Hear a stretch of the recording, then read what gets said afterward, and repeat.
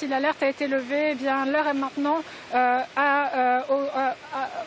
au fait qu'il faut porter secours aux personnes qui se trouvent sous les débris. Je suis ici dans le quartier de Solomianski qui a été durement touché. Vous entendez sans doute à côté de moi le bruit d'une pompe à eau, des pompiers qui tentent encore d'éteindre le feu provoqué par des débris de missiles. On va voir sur ce bâtiment ici qui a été durement touché. Vous voyez qu'il s'agit d'un immeuble résidentiel, un bâtiment où se trouvaient des Ukrainiens, donc tôt ce matin, qui ont été surpris par ces frappes. Le bilan que vous avez annoncé d'un mort, eh bien, il s'est alourdi. Il y a 2 morts à présent. L'un d'eux est une personne âgée, une dame âgée qui est morte dans l'ambulance qui la conduisait à l'hôpital. Il y a des dizaines de blessés ici à Kiev. Donc les secours sont sur place. Ce n'est pas le seul site dans la capitale à avoir été visé. Il y a des colonnes de fumée noire un peu partout dans la ville. Et la ville de Kharkiv, dans le nord-est du pays, a également été touchée. On y compte plus de 40 blessés, également beaucoup de